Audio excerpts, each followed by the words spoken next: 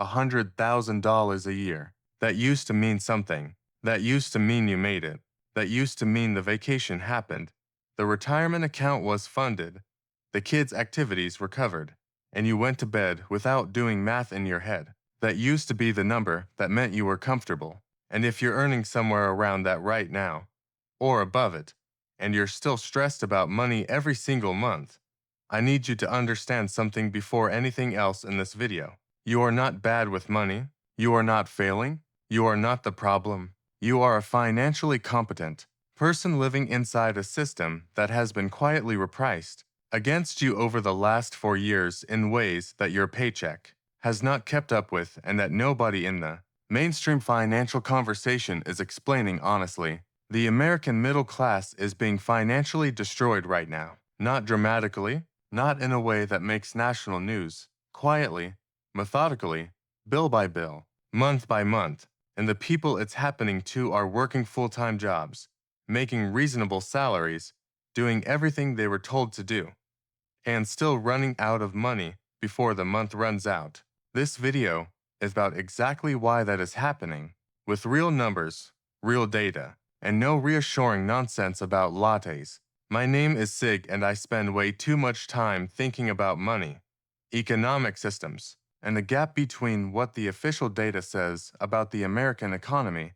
and what people actually experience sitting at their kitchen table looking at their bank account. If you want honest conversations about why the financial math that used to work for the middle class has stopped working, and what you can actually do about it, subscribe to this channel right now and give this video a thumbs up if it says something that you have been feeling but couldn't find the words for, because this one is going to hit close to home for a lot of people. Let me give you a number that should stop you cold.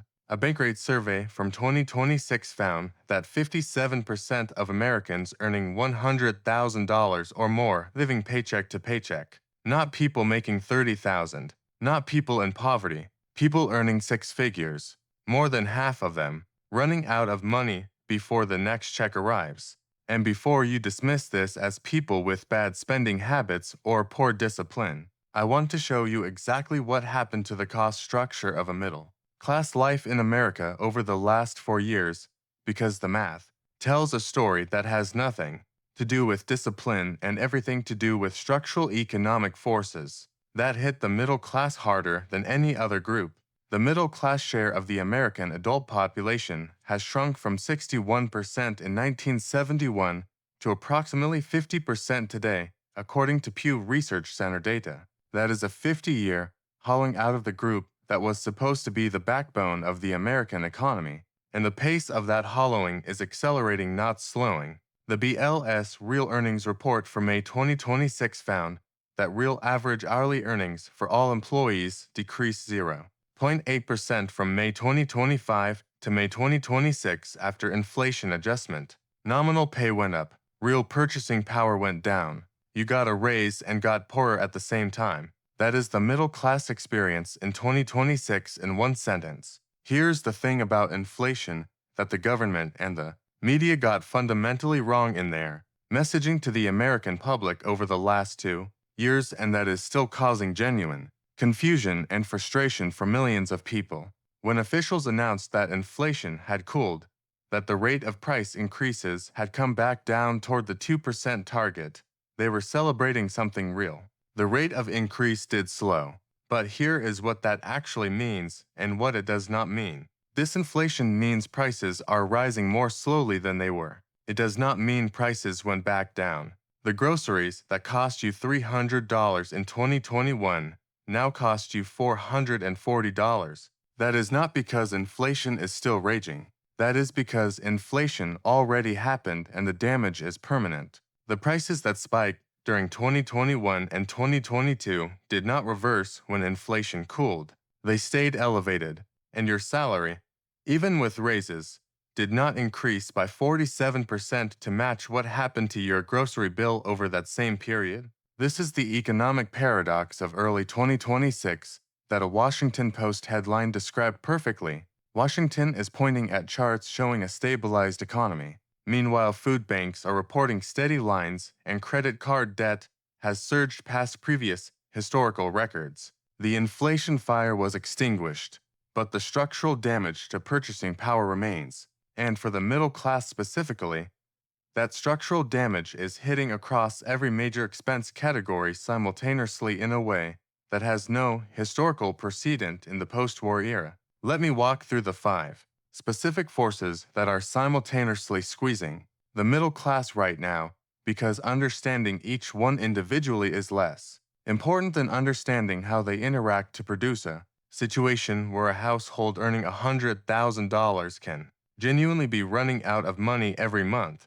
The first force is housing costs that have completely decoupled from income growth. The median home price in America sits at approximately $370,000 to $400,000 depending on the data source, with a 30-year mortgage rate at 6.5% as of mid-2026. The monthly principal and interest payment on a $400,000 home with a 10% down payment runs approximately $2,250. Add property taxes, insurance, and PMI, and you're at $2,800 to $3,000 per month for a median-priced home. Meanwhile, the median household income has approximately $85,000, which works out to roughly $7,080 per month in gross income. A median-priced home on a median income now consumes approximately 41% of gross income in housing costs alone. The traditional affordability ceiling was 28%. The middle class is spending 41%, and that 41% comes before a single other bill is paid. The second force is insurance costs that have been rising faster than almost any other expense category. Auto insurance premiums increased more than 20% in 2023 and continued climbing in 2024 and into 2025. Homeowners insurance in many states has become nearly unaffordable due to climate-related claim increases, with some insurers exiting entire markets in Florida, California, and Louisiana. Health insurance premiums for employer-sponsored plans have risen steadily, while deductibles have increased even faster, meaning the middle class is paying more for coverage that covers less until they hit deductibles that can run $5,000 to $10,000 per family before insurance meaningfully kicks in. The third force is the debt burden that was manageable at 3% interest rates and became crushing at 6 and 7 and 8%. The average American household carries significant credit card debt, auto loan debt, and for many families, student loan debt. At the interest rates that existed during the pandemic era, this debt was expensive but survivable. At current rates, the monthly cost of carrying that same debt has increased substantially for anyone who took on new debt or variable rate debt in the last 2 years. The fourth force is food costs that permanently repriced and stayed there. The cost of food at home increased approximately 25% cumulatively between 2020 and 2024. Restaurants increased prices even more aggressively, with fast food in particular repricing at levels that eliminated the value proposition that made it a budget option for middle-income families. The fifth force is child care costs that have become one of the most devastating single-line items for middle-class families with young children. The average annual cost of center-based child care for an infant in the United States now runs between $15,000 and $35,000 per year, depending on location. In major metropolitan areas, families are paying more for child care than they pay for rent. This is not a marginal expense. For middle-class families with 2 young children, child care alone can consume a full salary, essentially reducing a dual-income household to a single-income household with all the financial constraints that implies. Let me show you what all of these forces look like combined in one household, because the aggregate numbers become real only when you see them playing out in someone's actual budget. Meet the Wilsons. To working professionals, combined income of $112,000. They are solidly middle class by every measure, above median household income. Both college educated with stable jobs. They have 1 child in daycare. They rent a 3-bedroom house in a suburb of a mid-sized city because buying in their market requires a down payment they haven't been able to build yet. Here is what their monthly budget actually looks like. Their gross combined income is $9,333 per month. After federal taxes, state taxes, FICA, and their health insurance premiums, their take-home pay is approximately $6,300 per month. Their monthly rent for the three-bedroom house is $2,200. Their child care bill is $2,100 per month. Those two line items alone consume $4,300 of their $6,300 take-home pay. They have $2,000 left for everything else. Two car payments, because they both commute, total $800. Car insurance for two vehicles is $320 per month. Groceries for a family of three trying to eat reasonably comes to $650. Utilities, internet, and cell phones run $310. Student loan payments total $380. They are now negative $460 per month before they have bought a single item of clothing, paid for a single medical copay, put $1 into savings, or done anything that costs money beyond the baseline obligations of existing as a functional family. The Wilsons are not irresponsible. They are not spending lavishly. They are not buying things they don't need. They are simply living a completely ordinary middle-class life in 2026, and the math does not work, and they are not unusual. They are representative. Here is something that explains the 57% of six-figure earners living paycheck to paycheck statistic more clearly than anything else I could say. The phrase paycheck to paycheck used to mean something specific. It meant you were one unexpected expense away from not being able to pay rent. It meant genuine financial precariousness at a low income level. But the middle-class version of paycheck to paycheck in 2026 looks different. It means a family earning $100,000 or more who has no meaningful savings buffer because every dollar of income is pre-committed to fixed monthly obligations before the month even starts. It means the car repair that costs $1,200 goes on a credit card because there is no emergency fund, because every month ends at zero regardless of what the income looks like. It means the family that looks financially stable from the outside. Both cars in the driveway, kid in activities, house in a decent school district, is actually operating with zero margin for error. One job loss, one medical event, one major expense outside the normal budget, and the entire structure collapses into debt that takes years to climb out of. This is the new middle-class reality, not poverty, not affluence, financial fragility dressed up in the appearance of stability. Here is the structural dimension of this problem that converts a temporary squeeze into something that feels permanent for the middle class in a way that it does not feel for the people above and below them on the economic spectrum. The people at the top of the income distribution own assets. They own stocks. They own real estate. They own businesses. When inflation runs hot, the value of those assets tends to rise. When interest rates are high, the returns on their capital increase. The economic disruptions of the last 4 years were genuinely painful for wealthy Americans in the short term, but the asset appreciation that followed turned the disruption into a net gain for most of them. The people at the bottom of the income distribution, while facing genuine hardship, received meaningful direct government support during the pandemic period and have seen the fastest wage growth of any income group in the post-pandemic labor market recovery. The middle class received neither the asset appreciation benefit nor the wage growth benefit. They don't own enough assets for appreciation to meaningfully offset their cost of living increases. Their wages grew, but at a rate below the cumulative inflation in their specific cost basket, which is dominated by housing, insurance, child care, and health care, the categories that inflated faster than the overall CPI that wage negotiations typically reference. They are getting squeezed from both directions simultaneously, costs rising faster than wages from below. Asset appreciation, they don't meaningfully participate in from above. The middle class is caught in the middle of an economy that is genuinely working well for the people at both extremes and generating real financial stress for the people in between. Here is a phenomenon specific to 2026 that is making the middle class squeeze significantly worse, and that has no clean name in mainstream financial coverage. I call it the lock-in effect. Approximately 74% of existing homeowners in America have a mortgage rate below 5%. Many of them locked in rates at 3 or even to and a half percent during the pandemic era refinancing boom.